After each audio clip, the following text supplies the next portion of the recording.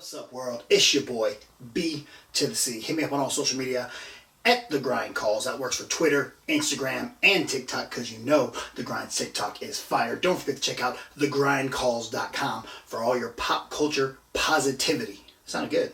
I liked it. Yeah, that was good. Let's talk Shang-Chi. For thousands of years, the 10 rings gave our family legendary power. My son, now they call to you. I'm not who you think I am.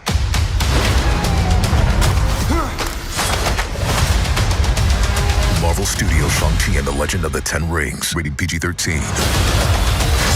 If I die, it's your fault. Alright, so we are back with another spoiler review. That's right, guys. This is going to be full on spoilers. So I just want you guys to know that if you have not watched Shang-Chi yet, pause this video. Go watch Shang-Chi. Come back and watch this video. But before you go, give it a thumbs up. Just, hit that little thing that's down there. Make sure you hit the subscribe button, too. We can talk some Shang-Chi. Alright, so I also want to apologize just in case the audio is off. Still dealing with some technical difficulties. I told you guys that there was going to be a review or a video coming out. I'm still working on that because of the technical difficulties that I noticed we were having with the Spider-Man No Way Home video. Had some issues, so do apologize for that, but I am here. I'm ready. We're going to talk. It's time for some Shang-Chi, and we're going to get right into it.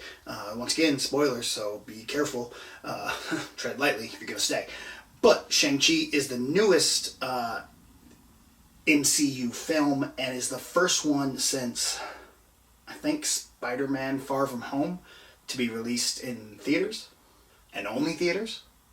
So, yeah. I had to go to a theater to see it. We're going to talk about that first.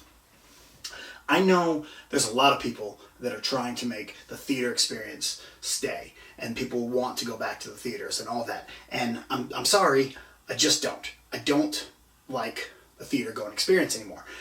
Maybe it's because I was spoiled with press screenings. I don't know what it was, but I just don't like it. I'd rather watch these movies at home. Everyone's like, well, it's made for the big screen. I got a big screen at the house. I got movie quality sound system. I got H4K. I got everything I need here at the house. It's great. I'm fine. Let me watch it at home.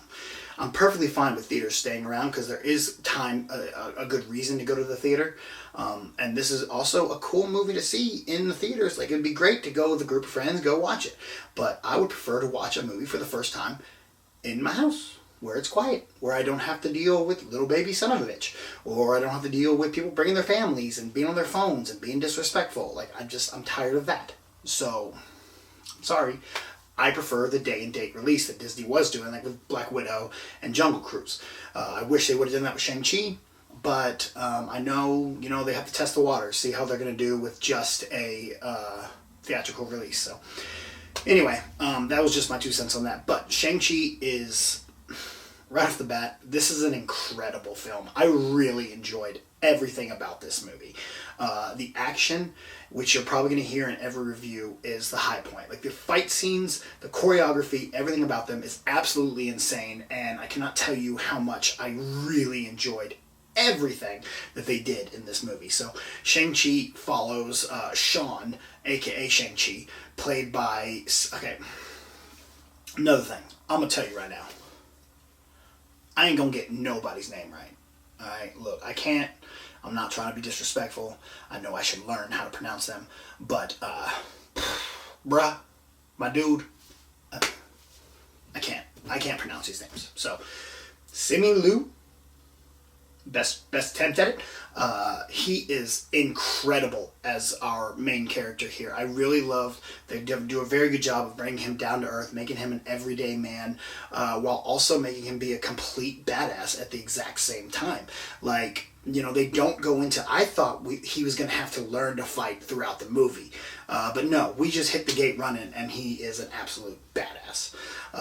And so we also follow his best friend, played by Awkwafina, named Katie.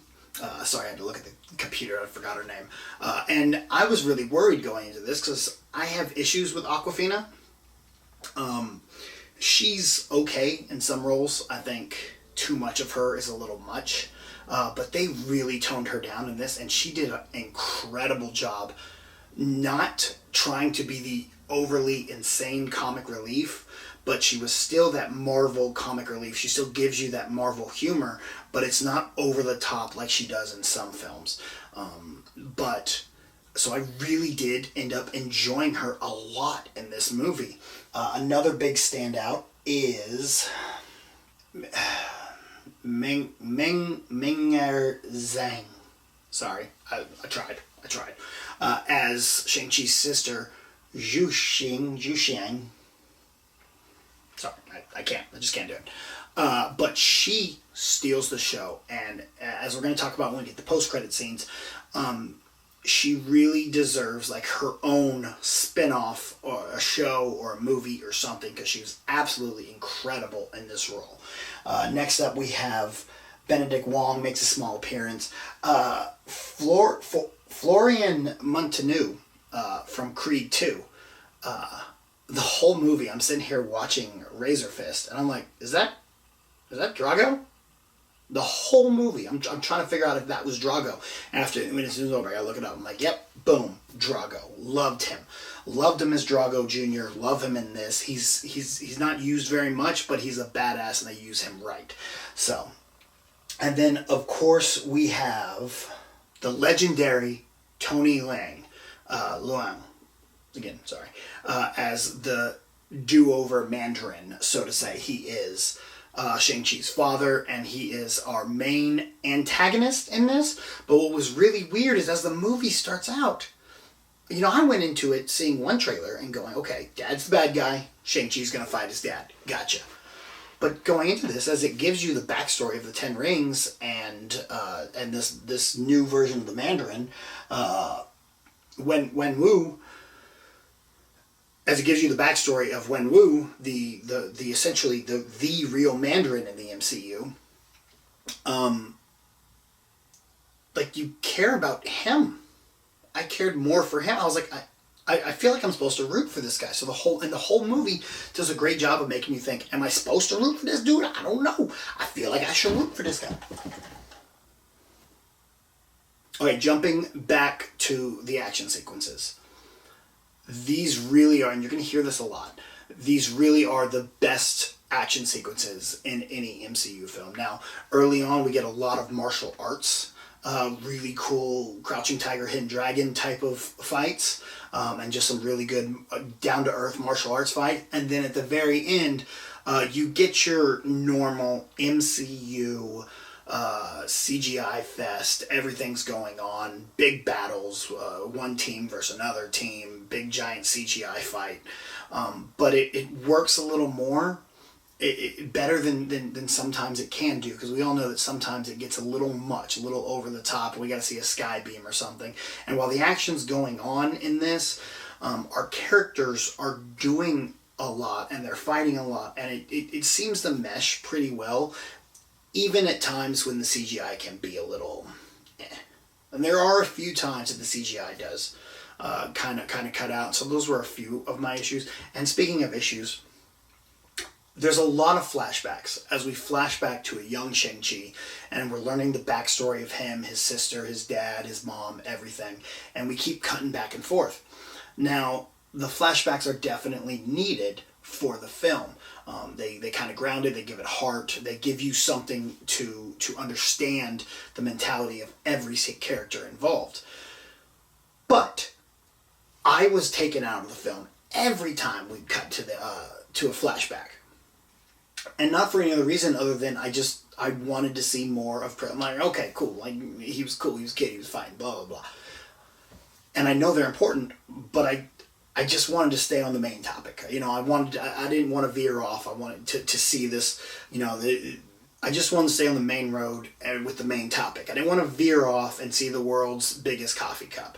You know what I'm saying? You're on a road trip, you're going down, you're trying to get to your destination, and then the girl's like, oh, look, honey, it's the world's biggest coffee cup. We have to veer off and see it. I don't want to veer off and see it. I just want to stay on the same track, go forward, and get to where we're going. That's what I wanted to do. So, that kind of took me out of the film. But other than that, that's really all I truly didn't like about the film. There is a very big surprise. Now, again, we're going to get into major spoilers here because we're going to talk about surprise cameos and things like that are part of this film. So, I'm not a huge fan of Iron Man 3. But in preparation for Shang Chi, I always like to rewatch the Marvel movies. And at this point, I can't watch them all. I just watch the ones that pertain to the upcoming film. Now, I knew I needed to watch Iron Man because of the 10 Rings. I knew I needed to watch Incredible Hulk because of Abomination. Iron Man 3 because of the Mandarin. And Doctor Strange because I knew Wong was in this film. And Wong is in this film. Not a big part, just a small little thing. Same with Abomination. But Disney Plus recently put All Hail the King on Disney Plus. And it's now the only Marvel one-shot that is available. The only one. And so I started thinking, that's weird. I bet they cut back to him, to footage from Iron Man 3 of him. And that's why they're doing this. Come to find out, no, they don't. He is in the movie. Trevor Slattery, Ben Kingsley, and it is great. I worried that it was going to get too much because the scene with him seems like a pretty big scene and seems like he's going to be in the rest of the film, and he is. But they do a good job of not overusing him, which they got close to doing, but they did. They never quite went over that edge, and it worked out perfect. It's kind of the same feeling I had with Baby Groot. I was worried that they were going to overuse Baby Groot, and I was going to be like, all right, I'm done with this. Because I was done with Baby Groot by the time the movie came. Opening scene of Guardians 2, I was all like, oh, never mind, I'm back in on Groot. You got me. But that's what they did with Trevor Slattery. They did a great job of, one, talking about how they ruined the Mandarin. The whole bit about how they call him a Mandarin. The biggest thing to scare Americans was an orange. I love that line so much, man. So that was one of the big surprises in there. Another big surprise is these post-credit scenes. Now, at the end of the movie, Shang-Chi and Katie are telling their friends about this adventure, and they don't believe them, blah, blah, blah. All of a sudden, Wong shows up. He's like, hey, Shang-Chi, Katie, come on, let's go. We gotta talk. So they go off with Wong. Movie ends, post-credit scene. They're going through the 10 rings, and apparently the rings are a beacon calling to somebody or something. Now, with everything going on, it makes you think this has something to do with the multiverse, because that's the big thing right now. But I don't think it really does. I don't know who it may be calling to, but while they're there talking, they're finding out that there's nothing in the Sanctum about these rings. There's nothing that Mark Ruffalo, Bruce Banner knows, because Banner is there, and he's not Hulk. He is Banner. And I think that's really going to play into She-Hulk. Because I didn't know he couldn't be. I was really excited. I was like, oh, wait, he's still in the arm sling. But I'm like, yo, it's Banner. It's not Hulk. It's Banner. Why is he Banner? I thought he was Smart Hulk. Now, what's going on? And Captain Marvel's there too, and she knows nothing about these rings either. So it's very interesting to see that these are definitely going to be a big piece going forward. Now, there's another final post-credit scene where we find out that